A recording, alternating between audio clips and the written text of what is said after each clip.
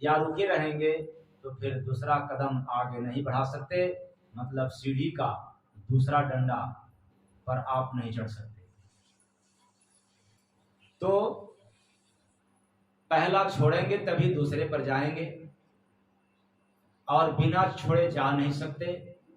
लेकिन हम लोग क्या है कि जिस पूजा पाठ में रम गए हैं, लीन हो गए हैं, उसको छोड़ना पसंद नहीं करते। इसलिए मनुष्य अपने अंदर अर्थात मन मंदिर में प्रवेश नहीं कर सकता, ये बाधक है। दूसरी बात,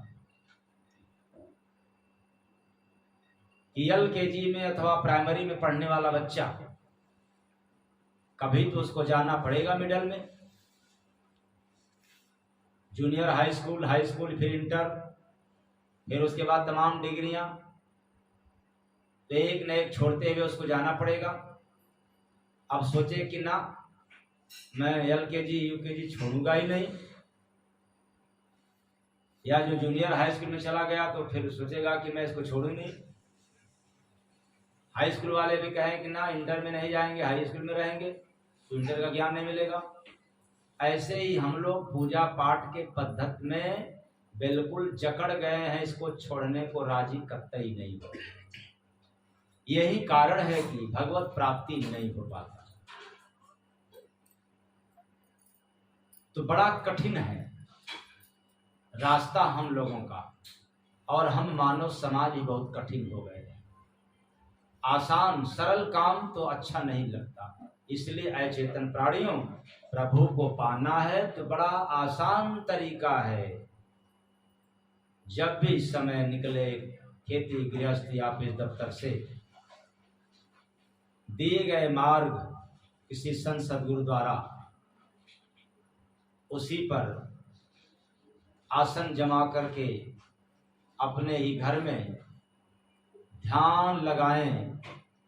नाम का सहारा, नाम का आधार श्वास पकड़ते हुए, तो फिर हर पकड़ने वाला श्वास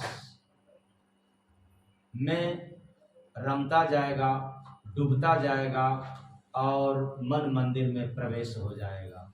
जैसे ही प्रवेश मिलेगा तो फिर भगवान को खोजना नहीं है, खोजना नहीं पड़ता है। भगवान तो आपके अंदर विराजमान है। बस फर्क क्या है कि हम लोग बाहर खोजते हैं, अंदर वो विराजमान है।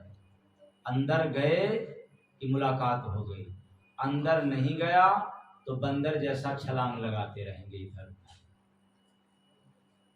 तो हरि का दरस कभी मिलता नहीं है, त्रिकोटि में अपने जो हिलता नहीं है। हरि का मिलता नहीं है, त्रिकोटि में मिलता नहीं है। तो त्रिकुटी में बड़ी लीला होती है।